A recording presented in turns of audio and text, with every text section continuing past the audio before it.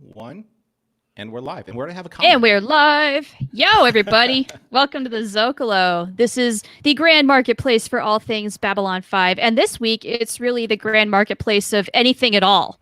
We're going to have free floating conversation where you can ask us anything at all, anything that's on your mind about life and love, us, Babylon 5, whatever the heck is on your mind. And this is just kind of, I guess, a little bit of an interlude between a very serious and you might even say heavy episode last week. And then we'll probably return to a more proper, run of the mill Zocalo topic next week. But for right now, now's just a really good time to breathe a little bit and try and take some things in, huh? Yeah, this is kind of like a soft version of what Discord can be used for, because we have set up, that's a big deal. So at the top of the hour here, I just wanted to make sure that everyone knows that Char has put up a Discord channel, which has been used to some degree, and we're probably going to get more people doing it as they get comfortable with the Discord platform. But it's been nice to be able to kind of just check in from time to time and talk about things either Babylon 5 related, not related. It's one of the things that's really important about what we're doing is not just talk about Babylon 5 as a community, is to establish an actual community. Right? Isn't that what Delenn said, is humans are really good at forming communities? Well, the Discord server is basically an extension of what we have created here. And yeah, the conversation, we've got a few topics in the Discord server, one of which is Babylon 5. There's another one for memes. There's one about the show specifically. You might be able to get a little spoiler ahead of time as to what we choose for our topic ahead of anybody else. So that might be tantalizing. Promote your own idea there that we can talk about on the air. Yeah, we had somebody do that. Yeah, we've had a few people join already. And if you haven't joined and you're afraid of Discord and you don't know the platform, it's okay. It's pretty user-friendly. I think those who have joined, who are new to it, haven't had any major problems, I don't think. Now, I think that the one thing that people probably need to get a little bit used to, as I did when I first started using Discord, is like switching between the different channels, because they're all separated by hashtag, and you can flip in between, like there could be like 20 people on, and 3 people are in general chat, a couple people are in Babylon 5 chat, a couple people are in just stuff chat. And I know that BC is really excited about Discord because he's wanted John Champion and I to get one of those Discord servers going on for Mission Log, and we're working on that. And Daniel Keller, cool. I know that he's on Discord. Yeah, hi guys, welcome, and welcome to anybody else who is out there looking in the ether. Please don't be afraid to say hi. Yeah, this is again, as the banner says. This is kind of like our Thoughts Form the Universe shows, and this is a very kind of social gathering. And I know that there's a lot of stuff going on this week, and a lot of people that have, they probably need an outlet to talk or to chat about different subject matters. So this is this hour is entirely for you. And if you don't pipe in, Char and I have plenty to talk about. Believe you me. So, you know how we do. It's hard for us to shut up within the constraints of 1 hour. So we can do this. Stop us. Before we get into the show, let's give our fans the toast that they deserve for being here. That's right. Val 2, everybody. Now, I'm still trying to, cut down on the whole drinking thing through the month of June. I'm drinking water. And you know what?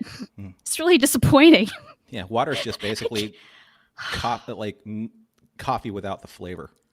I mean, I understand water is life. We need it to exist. But you drink so much of it within a day, it just kind of smacks of deprivation. It's like if you just ate salad all the time. It's not satisfying. No, not until you throw bacon and ranch dressing and onion rings and fries and a steak on fatty top of goodness. It, right? Yeah. Add some chili on there. And the greens there just to keep us complacent in our own guilt. They're just there as a vehicle for all the other stuff we really want to taste.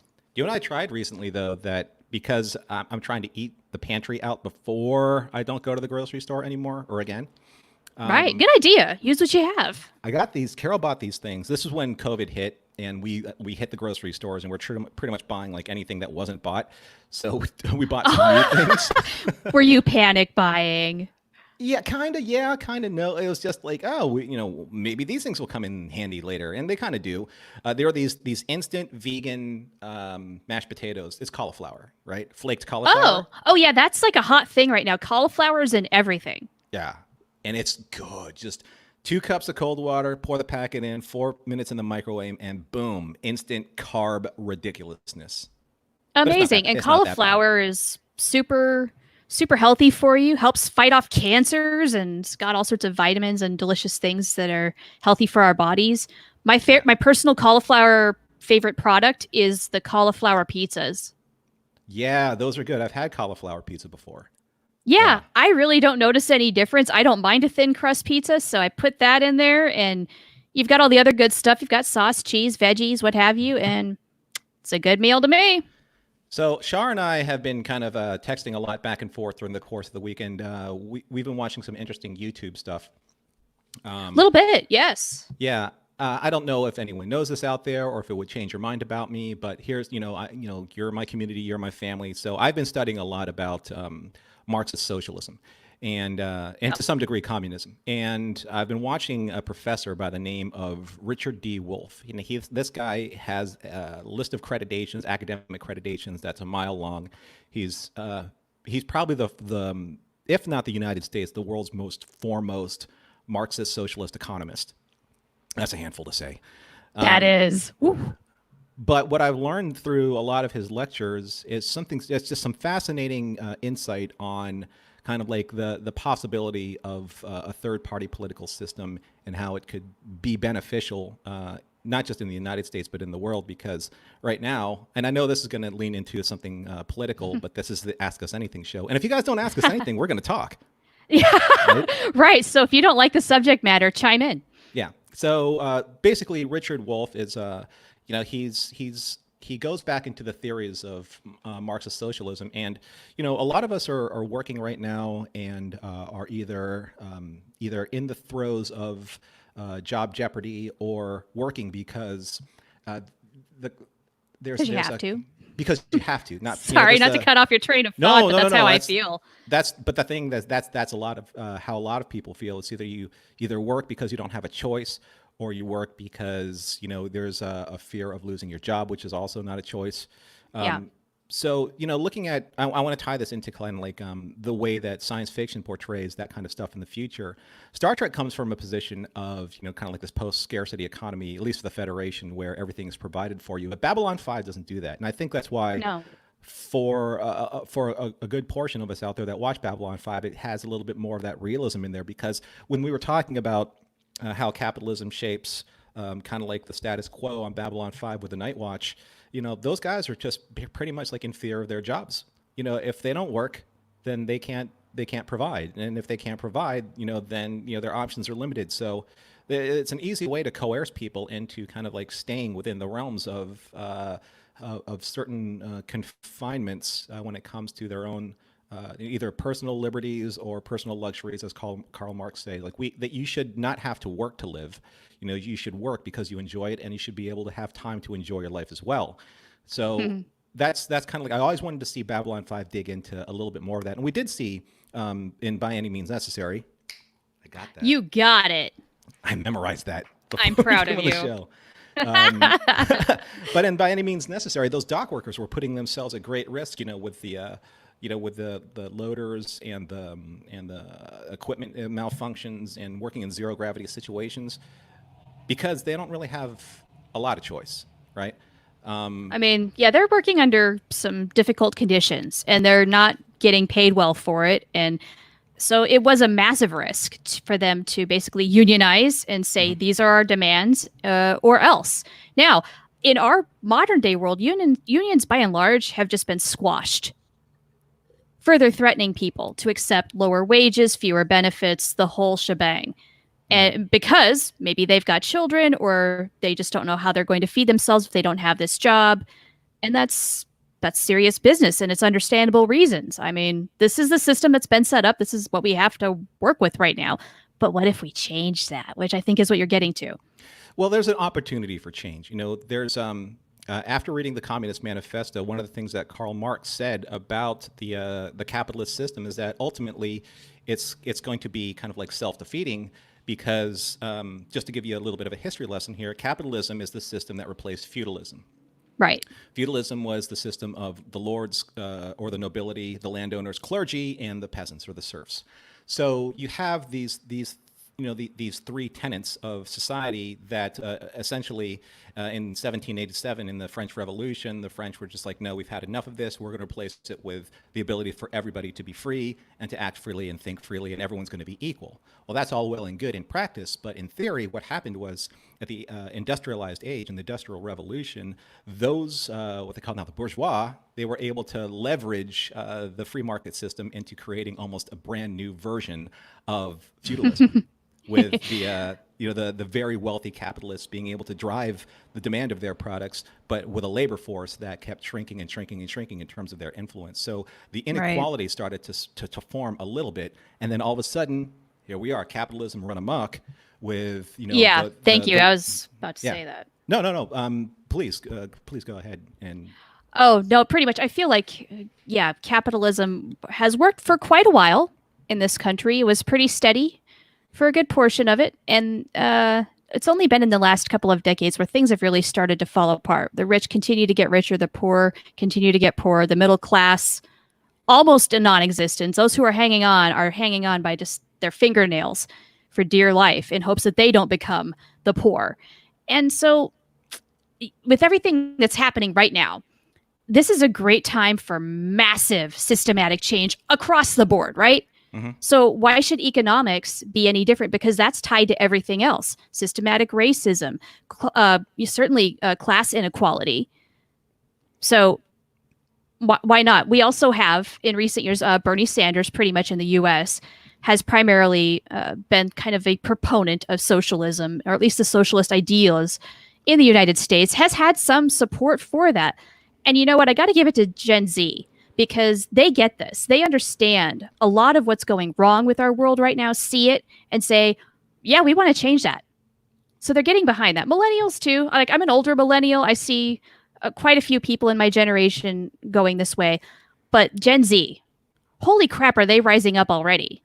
And they're just getting started. It's their opportunity to shine, really. Welcome, Mountains of Elysium. Welcome to the show. And the show is very free format today. So we're taking in any comments. And again, if you don't have a comment, Char and I will be talking about subject matters that mean something to us.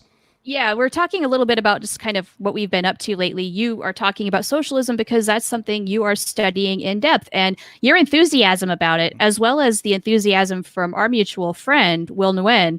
Mm-hmm. This is not the first time I've heard about this, but I've gotten into reading a little more about it too, so I understand it more fully. Well, there's an interesting kind of a really interesting piece of Russian artwork, or it's an artwork by a Russian artist, and it basically says, knowledge will break our chains. Knowledge will break the chains of ignorance, because as a society, the basically those who maintain the power and wealth in the society, they want to keep the majority of people in a state of either confusion or submission or ignorance, and they're terrible. Those are things that keep people from either trying to break through that particular influence or protect that particular submission, or they fight amongst themselves, and that's where kind of like the division happens, even within the struggles of the class war. The class is fighting, the worker class is fighting amongst themselves because they're just trying to eke out the existence that the capitalist influences or powers that be give them. Right. But, let's kind of like bring that back into Babylon 5, because something I threw at you as something that's relevant to what we saw there was the rise of the worker caste after the war between the religious and the warrior castes, because essentially, the worker caste is responsible for rebuilding everything without a real say. So when the warriors go to war, or the religious, they go to war with the warrior caste. So they have to build ships, they have to rebuild the buildings.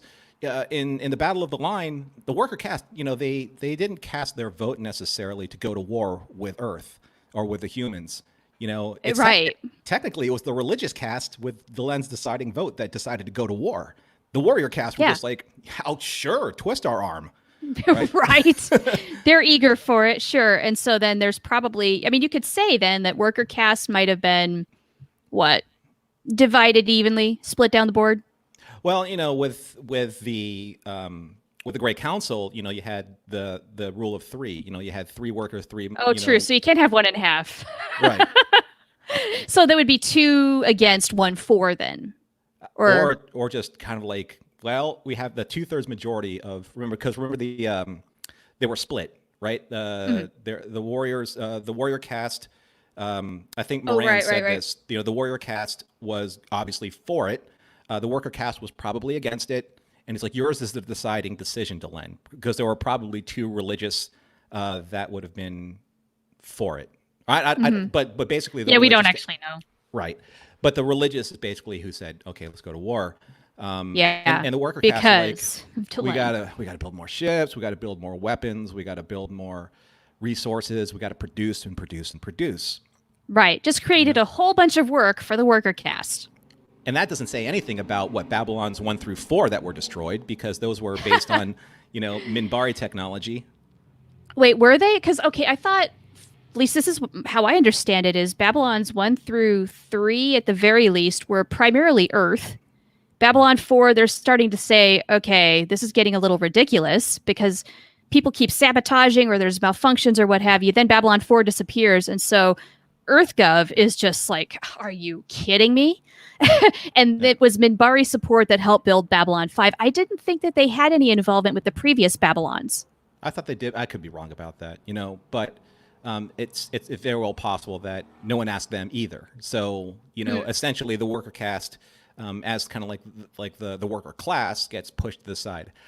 Okay, we have a comment here. So Mountains of Elysium says, I'm actually a subsidiarian distributist. Say that 10 times fast. Subsidiarian distributist. I believe in government at the lowest and local level possible and the greatest access to education, capital, and means of production to everyone. Gotcha. Yeah, education. I am a big supporter of education. I feel like that's the empowerment that everybody needs to be an informed anything in society. Being an informed person, civic duty, all of that. If you're not educated and not educating yourself and becoming a lifelong learner, how do you get by? I don't understand willful ignorance. Well, that's the thing with the education system is, it's probably something that's at the highest, obviously it's at the highest risk right now, because I was actually looking into this when it came to socialism. And one of the things that is completely either sacrificed or put on the chopping block anytime that there's some type of financial crisis, it's either education or the arts. The arts usually first. Always. Right? Yeah. The things that we need the most. Well, because art is culture. Art is resistance. Culture. Exactly. Art is culture. It's expressionism. It's a way to embrace what's going on and to express what's going on. And I think that when you remove those programs in education, whether it's music, whether it's creative arts, or the illustrative arts, or dance, or anything that allows freedom of expression, you really put fertile minds, young minds, in a box, saying that the only outlet for you to be able to function in normal society is to produce, to become a worker class, because you create your either that's your what work they effort, want. Exactly, your work effort. They want you to be just product. Smart enough to competently do a job. Exactly. So that you can become a part of the greater machine. They want to teach you what to think, not how to think. Have you noticed how critical thinking just barely exists anymore? Well, there's it's actually expressed a lot in music. There's a song that I enjoy from Metallica called "Eye of the Beholder." This time I'm going to get the album right. It's the album "Injustice for All," and it says 80s album. Yeah, and it says it doesn't matter what you see or in what you read. You can do it your own way if it's not just how I say. Nice, love it. Yeah. Yeah, and in Rush, Rush's album. Yo. As you can tell, I'm a big fan. You're really passionate about things, Norm? Nah. So Rush's album 2112 is kind of like about this like uber autocracy of the priests of the Temple of Syrinx, and the whole story is kind of like this rock opera, this giant epic piece of music that's like I don't know, something like 25 minutes long. It's about a young man who finds this artifact. The artifact's a guitar. And he starts playing music, and it moves him spiritually, and he brings it to these priests who are the predominating ruling government of their society, this post-apocalyptic society. And they basically say, what you're telling us is nothing. I'm gonna actually do the lyric. It's like, yes, we know it's nothing new. It's just a waste of time. We have no need for ancient ways. Our world is doing fine. Another toy to help destroy the only race of men. Forget about your silly whims. It doesn't fit the plan. Wow. Right? That's deep, man. Hey, before we go on, I want to say hi to more people who have come in. Terry Lynn, hello. Glad you could join us. And Daniel has a great question. When do you think B4 actually got destroyed? So we're talking way in the past. Mm-hmm. When Valence had his day, what do you suppose they did with the darn thing? Well, I have to believe that, and I'm sure that it's there somewhere. It's something that I actually haven't really, thought of all that much. But I can't say I have either. But they eventually had to do something with it, right? I mean, it's not like you can put it in a museum, and maybe eventually, just because of, I don't know, decay over the years, they had to blow it up like they did Babylon 5. Maybe it outlived its usefulness. Maybe it's supposed to be a base, for the Minbari to rally to, against the shadows of the time. So eventually, it either got lost in the war, right, or possibly, or it outlived its purposes. And here's the strange thing about taking at that time the most advanced space station of that time, and it goes back in the past, 2,000 years in the past. Or 1,000 years in the past. And they've essentially changed the technological race against the shadows, right? Yeah. Because you're taking 1,000-year future technology into the past, and then once that's all said and done, you can dismantle it, and now you can create new technology from the artifacts that are left. So Minbari technology, or even human technology, or whatever was stolen from that station, influences the next 1,000 years.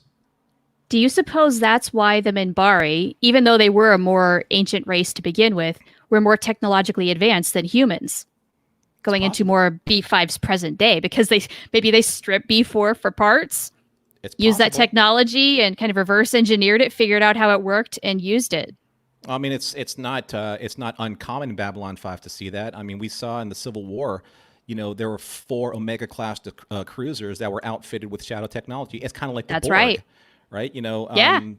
In Star Trek 09, the biggest thing about the Narada, and this was done in Countdown. This was like the 4-part miniseries that came out before or around the time of 09. And the comics, right? The comics, yeah. And it explained that in the future, in the Prime universe, the Tal Shiar actually had Borg technology that they were trying to disassemble and trying to learn from it and to boost their own technological war race. And they outfitted the Narada, which was just a mining ship, with it, and sent it back, 200, 300 years into the past. Of course it's going to be, it's unstoppable. And isn't that an interesting remark if you've seen Picard, you see them with the cube that's been disconnected from the collective. Right. Now, I have not read those comics, so to me, that's mind-blowing. Yeah, and that's with any war, you have the race for technology, because that's kind of like you're trying to take that even playing field, all things being equal. You try and find who's going to win the technological race in that war, because that technology is going to be able to tip the scales. Much like that one of the chiefs of staff was giving Franklin a lot of grief, because he said you have biological knowledge of Minbari that we can use to weaponize against them. That would have tipped the scale of the war. Yeah, but which is why he refused to give those notes. Go, Franklin. Yeah. He's like, no, that's not going to happen. Okay, so Mountains of Elysium says, I always believed one of two things happened to Babylon 4. Either it kickstarted the Minbari tech, or the Vorlons moved it to their space to prevent it from falling into less advanced hands. That's a great theory. Oh, that is a great theory indeed, because the Vorlons, they would intervene, wouldn't they? Yeah, they you use it just long enough to tip the scales, and now we're going to take it back. Sort of like the artifact in third space. Maybe it's just floating around, tucked away in hyperspace somewhere, never to be found. Wouldn't that been cool? Whoa. Right? Wouldn't that have been cool? God, that would have really complicated things. Even worse in third space. Hey, look at that artifact. But then again, look at that artifact. Right? You're right. Oh my God. Mountains of Elysium also has a great comment a little bit later in the timeline. My wife used to teach underprivileged kids in, oh gosh, I'm going to slaughter this. Guayaquil, Ecuador? Something like that. She taught kids who were from poor backgrounds and taught them so well that they beat kids from private colleges in spelling competitions. Right on. Good for her. Awesome. That's awesome. Yeah, that's great. BC, let's see. There was something about the triluminaries here. I had a theory about triluminaries. Did I ever tell you about my theory about triluminaries? No, do it. So BC says the triluminary is one of those time travel things that has no origin. It goes from Sinclair to the Great Council to Delenn to Sinclair. I have a theory about the triluminary. Okay, the theory. So so Sinclair goes back on Babylon 4, 1,000 years in the past, and during that time he puts himself into a chrysalis, which was kicked off by one of the triluminaries to create the cocoon that turns him into Valen, right? Right. So what if because their communicators are biogenetically linked to their DNA, because no one can use another one's comlink. Right. What if that, because when they use the triluminary to identify Sinclair, they proved that he had not just a Minbari soul, but the soul of Valen, right? Uh-huh. And it says it can't be disputed. The triluminary is one of our holiest relics. So I believe that the triluminary was created from Sinclair's comlink. Oh, interesting. Right. I'd be willing to buy that. That was my theory, but BC said from the triluminary came from Epsilon 3. I think that's actually the real story behind that, but I like that my also theory makes better. Sense. Who knows what kind of goodies are down there being protected by Drawl. Right. But I just still like the whole fact that it's because it has a molecular adhesive link to the wearer, that particular piece of technology would be able to identify Sinclair in the future, because it's his link. Right? I mean, right? Yeah, it makes sense. There's that connection there. That would be super cool. BC lets us know that B4 crashed into the planet it was orbiting, according to the B5 encyclopedia. So I guess that's the most definitive answer we're going to get. Which planet? I don't know. Yeah. I don't know if it says. But that makes sense. The orbit decays, it just crashes in, and then boom. Well, Tara Lynn says, no, Norm, DNA and soul are very separate. I agree. But this is like, it's Minbari enhanced technology. So, yeah, or the thing is, Epsilon 3 enhanced technology. Yes. Either way, it's going to recognize that DNA. It knows what DNA is. Right. That's what I'm getting at. Not necessarily it wasn't like, oh, hey, it's soul. It's like, it's going to find like whatever DNA strand that he was able to, to survive, something. when he became Sinclair through the generations. Right. Yeah. Yeah, interesting. So then when Delenn has the triluminary, is it because she is a descendant of Valen that it lets her use it? Maybe. Or does Sinclair, knowing what's going to happen eventually, I don't know, program it or alter it in some fashion that lets it recognize her and use it for her purposes? That's some great fan fiction that I think is right for writing. Great. Another thing I need to write. Awesome. So that's cool. Daniel Keller says, what is beyond the rim? Now, I have a theory about this. Oh, you have another theory. I want to hear your theory. Okay, so it's not, for those of you who actually have really like dug deep into Straczynski's, I guess his interests, Tolkien is a huge influence on Babylon 5. You've seen it from time to time, and even like in names like Lorien. Like Lorien is is a name that's taken from Tolkien. There are a lot of influence, like Zahadum instead of Khazad Dûm, or the Shadows, which were a huge reference to the evils in from Mordor and from Sauron, things of that nature. So the Grey Havens is where the elves were supposed to go, because when they leave the mortal shores, they go to the Grey Havens so that they can live life eternal. And so did the ring bearers. So that was considered in Tolkien-esque lore beyond the rim of their known shores. And I believe that that's where the beyond the rim comes from. That's where there are quote unquote ring bearers in Babylon 5. Those who have become the one. You know, the bearers of because the bearers are the titles of the one ring, if you will. So Sinclair eventually would have gone off to somewhere beyond the rim. It called to him. Delenn would have gone beyond the rim because she was of the one, and Sheridan would have gone beyond the rim because he was of the one. And eventually, those who became Anla Shakna or the Entelza would have gone beyond the rim because they would have been of the one. So not everybody goes beyond the rim. I don't know about that. It's just that I'm thinking the reason why we focus so much on Sheridan going is because he was the most significant in the story of being the one. You know, sure. And when he passed on at Coriana 6, he passed on to he just disappeared, right? Right. Bright light, gone. Bright light, yeah. Too much damn noise. Turn it all off. Yeah. That's how I usually feel after a work day. I just sit in my chair. Oh God, too much damn noise. Good stuff coming in the chats though here. Let's turn to the chat here. What is going on? Terry Lynn says those Minbar, like the Star Trek transporter, gets the writer out of trouble. Plot device. That's the plot armor thickens. Yes. Mountains of Elysium has a comment just underneath that. The Triluminary glows for Delenn as well. She is a child of Valen, shares his DNA. Okay, that's what I was trying to get at. Yes, so it recognizes the Sinclair connection. Right. Yes. Right. Daniel says Delenn is a descendant of Valen. That all came from the what was that? Atonement. Atonement, right. The season 4, the Dreaming. The Dreaming, that's it. Yeah. Yeah. Yeah, we get all that good stuff.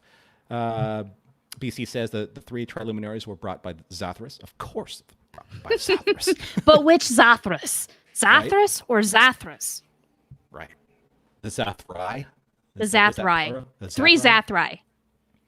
Let's see. One eventually forming the headpiece of the Chosen One, Grey Council leader staff. Yeah, because that was on Dukat's staff. Yeah. Yep. And then the other 2 would have been the one that they used on Sinclair that he took, or one of them that he took, and then one was the one that Delenn used for her chrysalis. There we go. And I have to believe, since there are 3, one has to be either they all maybe are owned, if you will, by like one goes to the worker caste, one goes to the warrior caste, one goes to the religious caste for protection. You know, for whatever interesting reason. Idea. Those shared things. Equality there. Another thing of 3s that goes all the way back to Tolkien, the 3 rings that the elves created. The 3 rings that were the 3 from this made underneath the sky, 7 for the dwarf lords in their halls of stone, 9 for mortal men doomed to die, 1 for the dark lord on his dark throne in the lands of Mordor, where the shadows lie. So 3 is not sacred, only on Minbar. Or 3 is sacred, but not only on Minbar. 3 is it's a sacred number to Tolkien for sure, but it's definitely a sacred number for everything that Sinclair established when he went all the way back, because until then, there was no Grey Council. There were no rules of 3, and there was no equality. That's probably why they were not doing so well against the Shadows, because they were probably like, well, no, I'm right. No, I'm right. No, I'm right. No, I'm right. And the workers are like, well, what about us? Right? Kind of like things now. There needs to be something. That's the thing, is when you're stuck with a 2-party system, right? It's either one party says this and people kind of flock to their side. One party says this and they kind of flock to their side. And they're all just me, bicker, get virtually nothing good done. And here we are. Yay. Yeah, and so in the middle, you need that third option. Whatever that third option is, as long as it's a different option. Well, it needs to be a better option for a real uprising. But the ground is fertile for this right now, and I'm ready for it. Here's a random thought. What if Sinclair kind of used his rules of threes simply because that was his favorite number? What if it was just that whimsy of a thing? Like, I'm going to use multiples of threes. It's an odd number, so you're going to have a majority always. Well, I mean, it goes back to that, the kind of Vorlani saying that, there's your side, their side, and the truth, and that's very Sinclair-esque. Another three. Yep. Or the truth. What is it? The truth is a three-edged sword. That's right. So that comes in threes, right?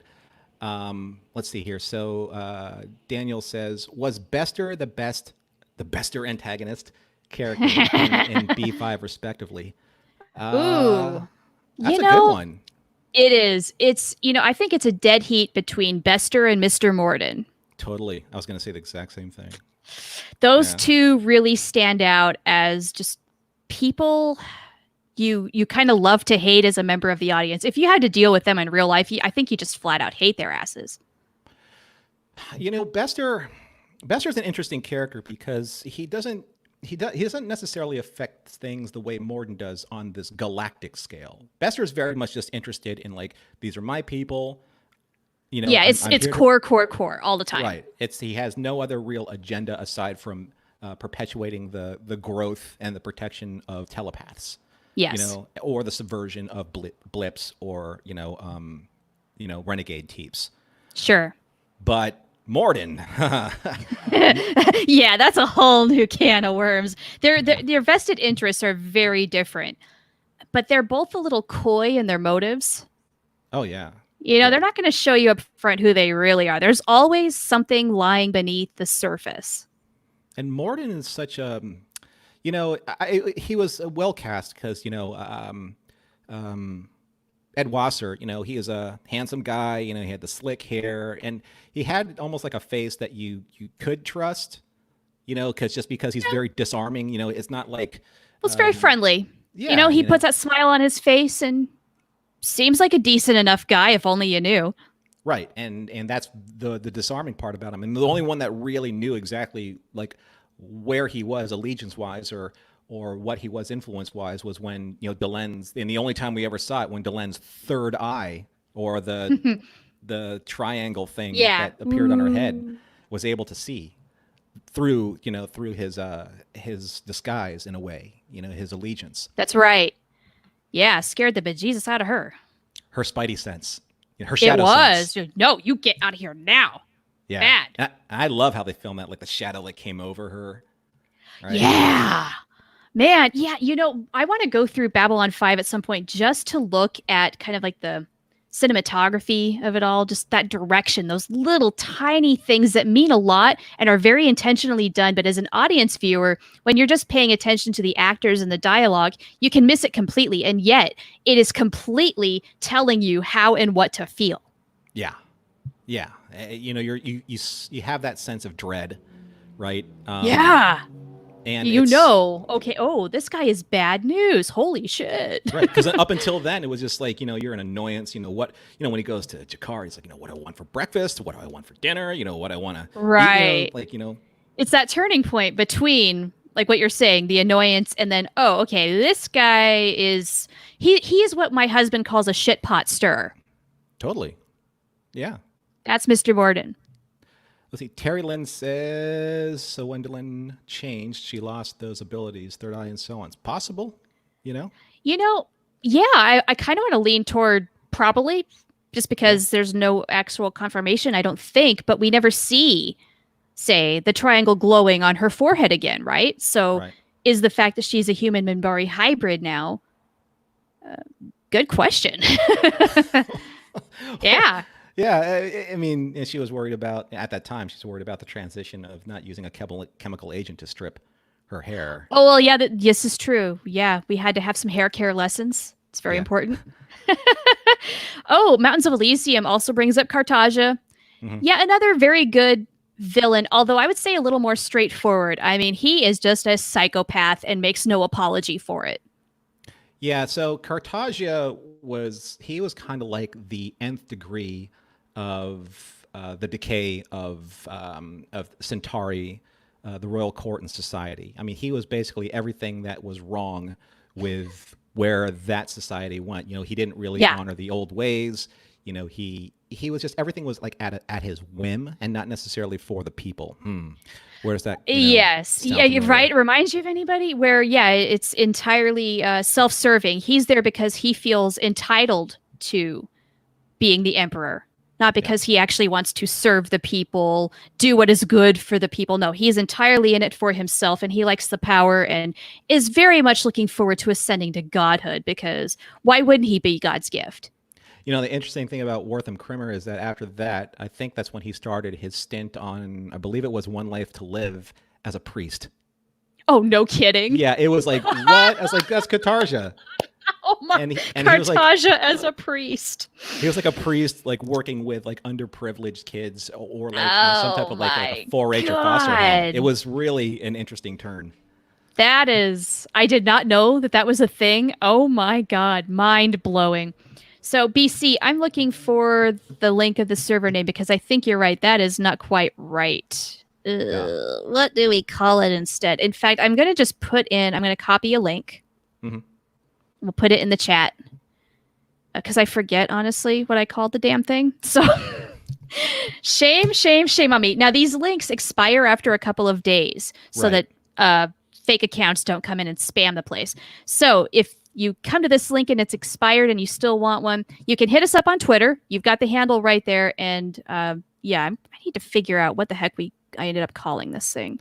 So I'm going to, while you're doing that, I'm going to address something that Daniel said. He said, I'm noticing that a lot of my current rewatch of B5, the cinematography is great. Now, the neat thing is that there's a lot of episodes directed by Mike Vehar. And a lot there, Janet Greek also. Yes, Orange Lady. Orange Lady. And, other directors as well. I believe that, I don't know, did Adam Nimoy direct? He did direct a couple, yes. Yeah, Adam Nimoy did. I don't think Anson Williams did, but you have a lot of directors that are kind of sharing the same space that a lot of the science fiction fantasy directors shared in the mid 1990s. It was a really fertile ground for a lot of people like that were in those communities to get work. But going all the way back to say one of my favorite shows, Magnum PI, in the 1980s, Mike Vehar was still directing back then. He directed a lot of really, really good episodes for Magnum PI. And I do believe, Char, that I did a screen capture of a producer for Magnum by the name of Jerry Taylor. Oh, that's right.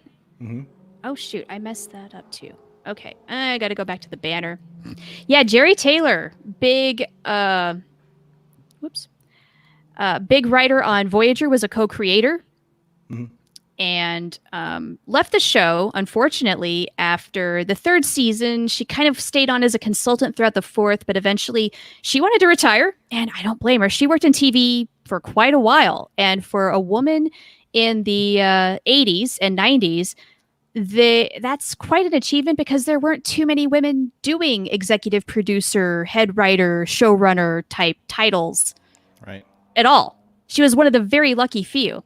Now, according to Becoming Superman, Jerry Taylor was she one of the producers that kind of dusted off the Babylon 5 script treatment for Paramount for their spin-off show? I don't believe so. I think that was entirely I don't know who was in that meeting, but I know it wasn't really her. She was at that time working on Next Gen, but I don't know if she had risen up high enough in the ranks to really be in those kinds of meetings as an exec. Okay. Because she was writing for TNG and then got elevated to being a co-creator for Voyager. Okay, gotcha. So I have a correct name now in the Discord, in the banner for Discord. It's just the Zocalo, no dashes, no nothing. Sorry about that.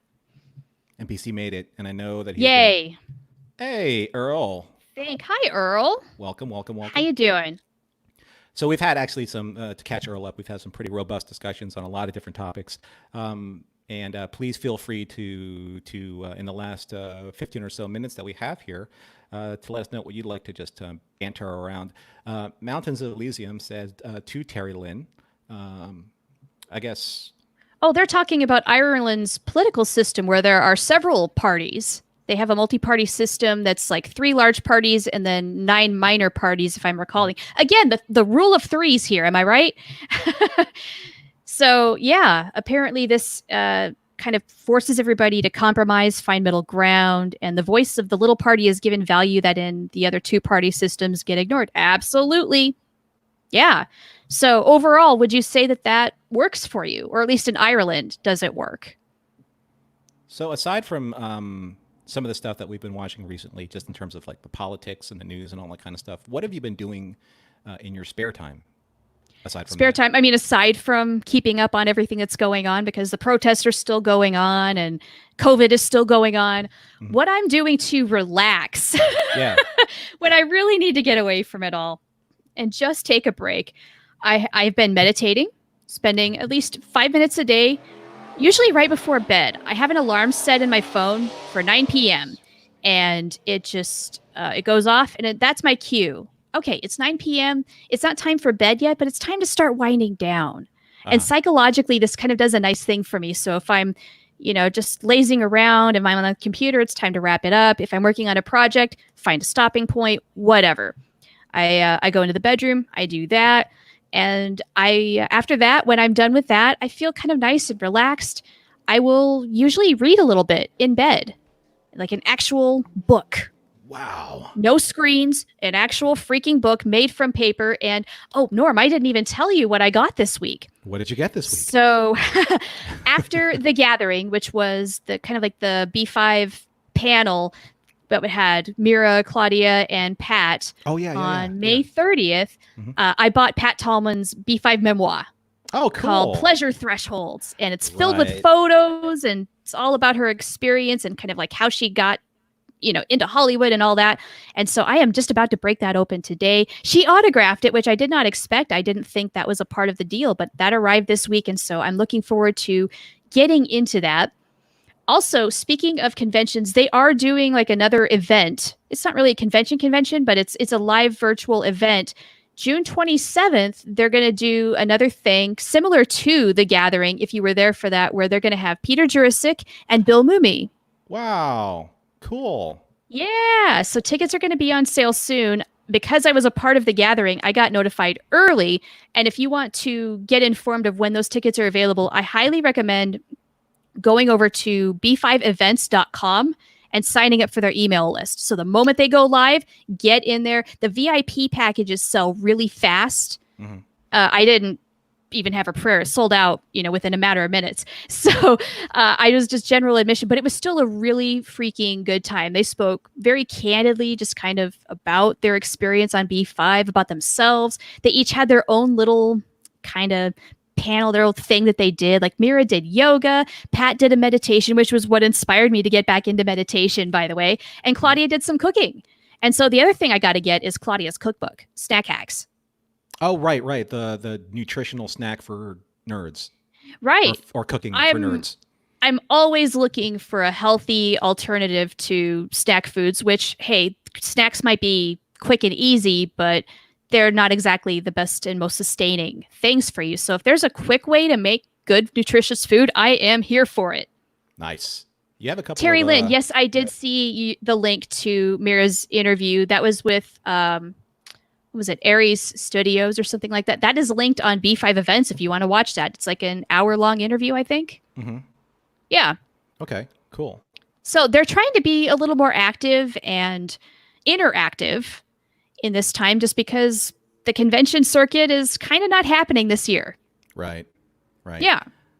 I'm a little bummed about that because just recently on my scheduler it popped up, and this week I'm supposed to be actually in New Jersey to watch my nieces and my goddaughter's graduation from elementary school.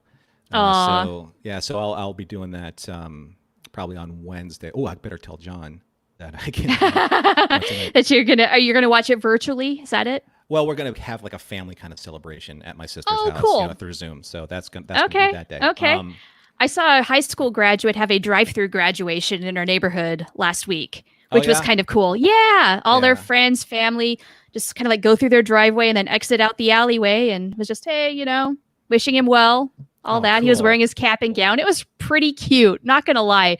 I understand if people think that 2020 sucks because a lot of the things that we love have been taken away from us. But to see people having fun with it and being creative and trying to work with it instead of against it, makes me happy because Right. we're never going to forget this time, for better or for worse. Right. So whatever opportunities we have to make the most of it, I think is a fantastic thing. There's a quote by and don't take this the wrong way, folks, but I have to attribute the quote as it is Okay. by Vladimir Lenin. I know that name stirs up a lot of controversy, but I believe the quote says that there are years where it's like there are decades where nothing happens. Oh, there are years where, oh, gosh, I can't remember this. But there are decades where nothing happens, but then there are weeks where decades happen, or something like that. Yeah. Yes, I know the quote you're talking about. Yeah, and we're in that. That's how it feels. It's like, yeah, every like day after day, like days turn into weeks. Like Spock said to Kirk, it's like if we were going by the book, like Lieutenant Savick, hours would seem like days. Exactly. That's the kind of weird time warp we're in, right? Like I feel like we've all kind of collectively aged about 10 years in this first half of 2020, and we're not even done with the first half. Oh my God. When it's technically the first half is what, June 22nd? That's the summer solstice, right? Yes. Yeah. And then if you're just going by the calendar, it's, the end of the month. Let's see. So, Earl. Oh, Terry. No, I did not get the DVD. Sorry. I didn't see the DVD for sale on her website. I didn't know this. I was doing some research just on some of the characters of the cast, and I did not know that Joe and Pat were involved for a short period of time. Apparently they were. I'll probably learn more about that in the book. Oh, yeah. Yeah, it's interesting just because Joe doesn't mention that in his book. He does not. Don't know what to think about that yet. But he did mention another red-haired woman in his book. He has a propensity for red-haired women. I think he's got a thing for redheads. There's more than one redhead that he talks about. Yeah, he's a ginger aficionado or fan or something like that. Yeah, he's got good taste. Yeah. Why? I'm not a ginger, am I? I'm just kidding. Well, Super Dave is here. Hi, how you doing? Super Dave. And Earl would like to cancel his subscription to 2020. I think we all would. Yeah, we didn't sign up for this. It's like spam calls every day, all day. Yeah, it's been, wow. Just a very interesting, like as the Chinese proverb says, may you live in interesting times. Well, in my almost 49 years on this planet Earth, and many of those I have been conscious of. I have not seen, but not all of them. And I'm talking about my years as a baby or whatever. I thought you meant. And most of college. There you go. That's what I was thinking about. It's been really, really super, super interesting. But we're in the throes of some great change, and yes, that's not entirely bad, right? And the optimistic part of me is, I believe that a lot of these changes are going to be revolutionary. They obviously need to happen.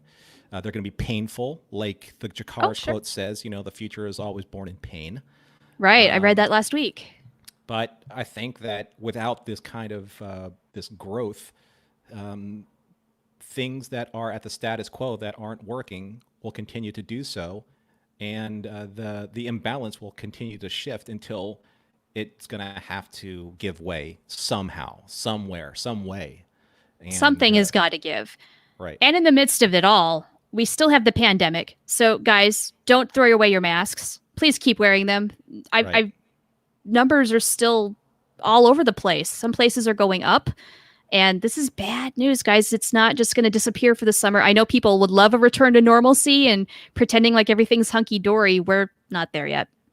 Right. And the thing with COVID is that once, people are in general are accepting like these soft phases back into normalcy, quote unquote normalcy, as just, I'm not just going to dip my toes into it. I'm just going to jump right into the deep end, and just go about my normal daily routine as if nothing has ever changed. And that's not the case. It's not smart. But that's kind of like way we as a people usually handle things nowadays. It's like, oh, permission has been granted, then I'm going to go all in. Right. Right. Yeah. Yeah. So even if you are the only person wearing your mask, like Earl, good job, Earl. Keep doing it. Keep yourself safe, but you're also keeping other people safe. And that says a lot about you, and to some extent says not so great things about the other people. And whenever I talk to my mom, who's in Wyoming, yeah, people have pretty much given up on wearing masks there, and they're not social distancing because they're not required to anymore. Mm-hmm. And so people actually make fun of her when they see her in a mask. And you know what? She's diabetic. Therefore, she is at a higher risk of complications if she does get COVID. Right. You know what? Those people can F right off.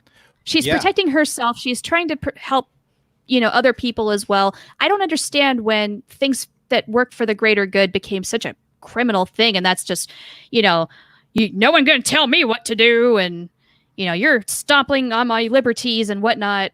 Well, cooperation is not a bad asset, guys. Yeah, there is a weird stage. I don't know what had happened of kind of like this global entitlement mentality where people are like, let's take a look at let's say World War II. In World War II, there was rationing by the government. Everyone was behind it because we're like, you know what, we got to produce to the war effort because we are at a stage of dominant fascism. And we have to defeat that. Now, that's a completely different pro and con argument for another time. But at the same time, everyone rallied together. And women went into the factories to work because the men were off fighting.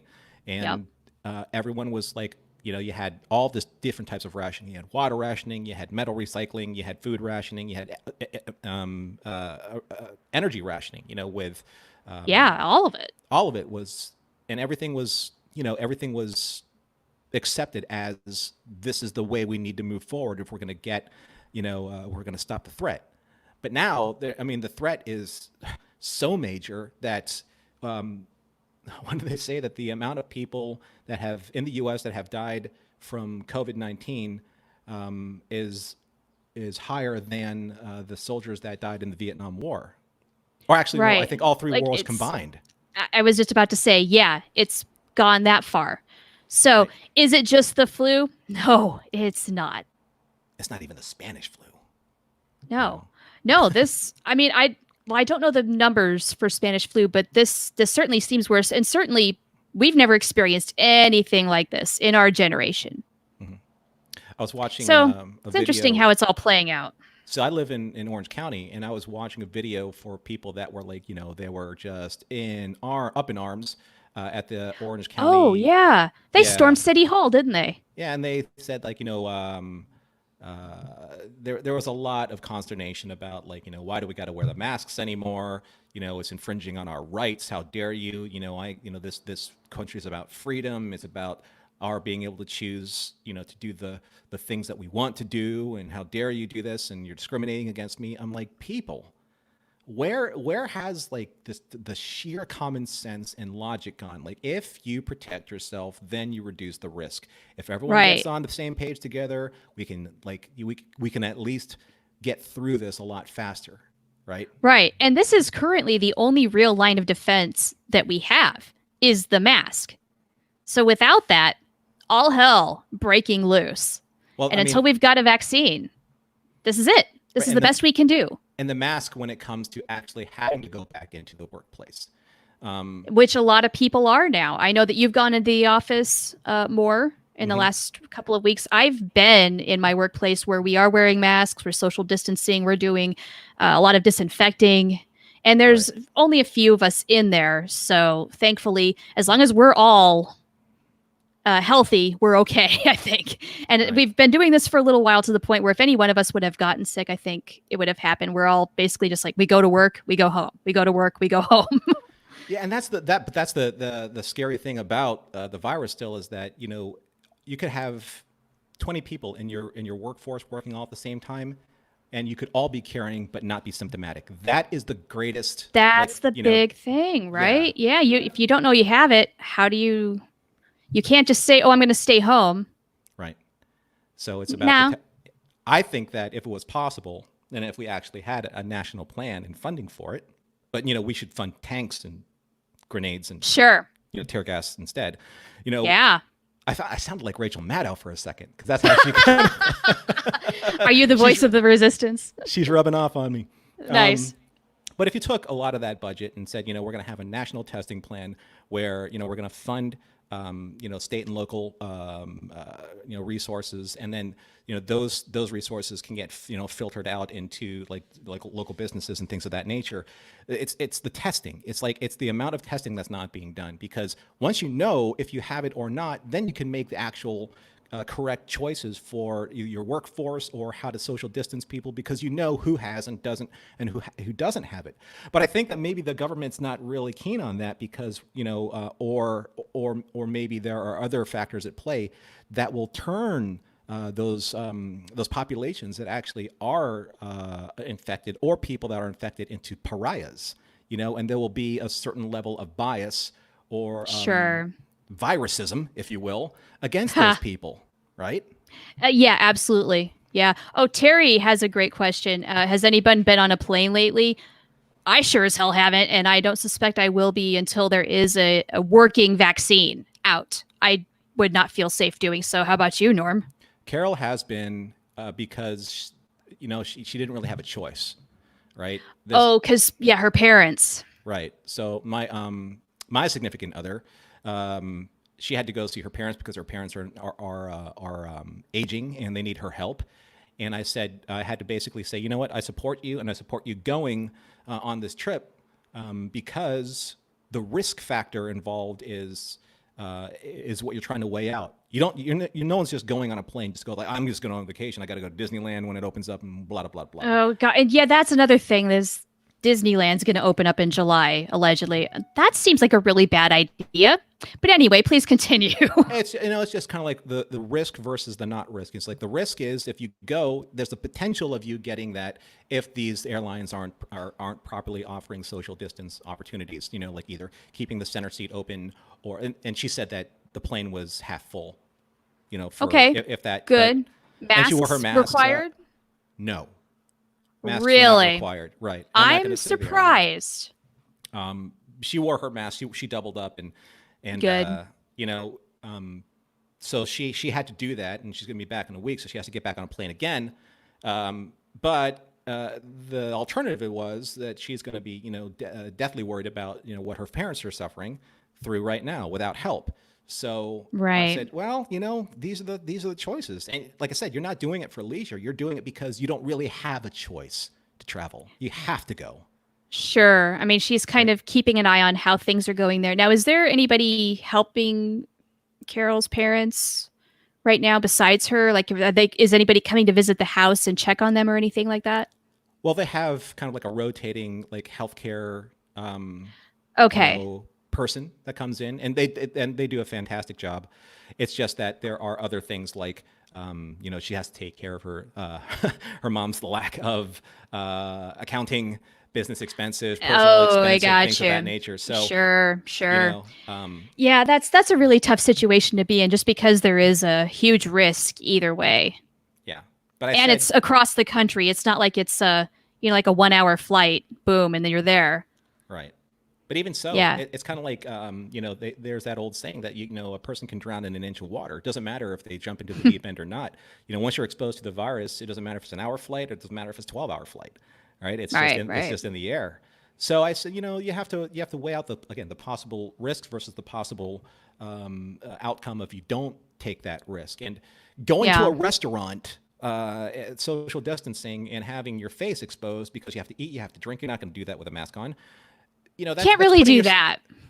You're putting yourself, you're choosing to put yourself and others at a risk that doesn't need to happen. Yeah, I'm going to be getting takeout for quite a while myself. Also, in some ways, I find it a lot more convenient. You can just take it home and eat it at home. Yeah. Totally cool. That I know a place that is considering, they used to have some dine-in services. They were a sandwich shop. They're thinking about just doing takeout only. Their sales have been fine. Yeah, if you think about adapting to what needs to be done, but there's some places that they choose not to. They're stubborn in that way, and they want to see it. Nope, our dining experience has to be such. And I'm like, okay, that's fine. It's like you make that choice. It's like my brother was telling me that if they don't open up movie theaters now, like movie theaters are going to go under. I'm like, well, that's because they're not choosing to pivot towards a different business model, if they can. Right. Yeah, we've all had to think on our feet here and improvise, and it can be done. I promise. A lot of other places are doing it. Speaking of which, into the comments, Terry Lynn mentions vodka. Hey, curbside pickup at my favorite Bevmo location. It's been a blessing. It really has. Oh, nice. I'm going to do that forever. Yeah, just you go online, you order it, you tell them when you're going to be there, and you walk up to a table. It's like a big table. So you've got distance, right? And you're required to wear a mask in LA County still. And you give them their name. You've paid for it already. They hand you your loot, and off you go. Perfect. That's all it needs to be. It works. It works. The system works. Yeah. Yep. Again, we can make this work. Life can still go on in some fashion. It's just a lot of risk assessment, a lot of precautions. Yes, wear your mask, wash your hands, do all of the good things, do your distancing. Don't give a shit what other people think of you if you're being careful and being safe. Right. Exactly. That's their problem. That's on them. It's your life you're protecting, not their issue with you wearing a mask that you should be concerned of. That's right. So, yeah, if you've got to boil it down to that, fine. I don't feel like visiting a hospital and getting sick for weeks on end. How about you? Sounds miserable. My dad had this saying is that no one cares. Well, he actually used like finance theory, because no one cares more about your life than you do. Right? Yeah. Yeah. And as it should be, I mean, like, definitely look out for number one, but you are also looking out for others too in this situation. And they work hand in hand, right? They work hand in hand. I mean, it doesn't have to be hard, which I think is the part that people are missing. I could keep going, but we are over an hour. We should start wrapping up. Earl has a great comment, though, about we are all finding out how well we would do on a trip to Mars, and sadly, some folks are waltzing right out the airlocks. Yeah, you're right. Yeah. And before they realize what they've done, it's too late because you're in space now and you're dead. Yeah. It goes, what do they say? Like, go and suck vacuum or something like that. Eat stardust. Yeah. So, okay. So this was a fantastic show. It was a lot of fun. Yeah, this was great, guys. Thank you for all of your questions and your comments. And I learned about the Irish political system. That was a very good lesson. Thank you, Mountains of Elysium. Mm-hmm. And if you want to continue this, or, not necessarily with us per se, but we can if you want, please join us on our Discord server, because now you can take this conversation to the Discord server, and you don't really have to type all the time too, because there is a chat, a general chat on the Discord where you can just put your headphones in. Yeah, it's voice chat. And boom, go chat away. And have fun. So check that out, guys. We would love to have you there to keep the party going. And if you have any ideas for channels, as they call them, basically they're text topics, let me know what they are and I can create them. If you see a need for something, like if we've got a bunch of gamers in our community, we can create a gaming part of the channel, whatever we want to do here. So you guys can send me a DM, or you can just put it into the general chat. We're trying to build something fun here. We've got the party started, but let's get it rocking. Yeah, if anyone wants to get on the chat, I don't know what you're going to do after this, Char, but I'll jump on the chat for like a little bit, just to, a gaming channel would be perfect. Okay, well, there we go. We've got a vote. Yeah. We can do that. Absolutely. We can talk about what games we play and whatnot. Honestly, I've got to go make dinner. Okay. But if you're going to be up there, you've immediately got some company if you join the Discord server. So that's cool. Thank you for doing that, Norm. Yeah, no problem. And I'll be there, in the general, not necessarily the general chat. I want to try out the voice chat because I haven't done that yet and see how that's working. Okay. So it's pretty easy. Just jump in there, go to the Zocalo server on Discord, and then click on the voice chat, and we'll continue the discussion there for a little bit and see how that works. Yes, and Terry, I will look for that audio interview. Thank you for reminding me. All right, guys, that's it for this week. We will announce whatever next week's topic will be, probably on the Discord server. Yeah. Before we announce it to everybody else. You see that? Push that Discord server. Push get it people in there. Push it. So thanks it everybody. real good. Dun dun dun dun dun dun. Salt and pepper was great. They were. Thanks everyone for joining us, and we will talk to you next time. Okay. So until then, be seeing you. Bye.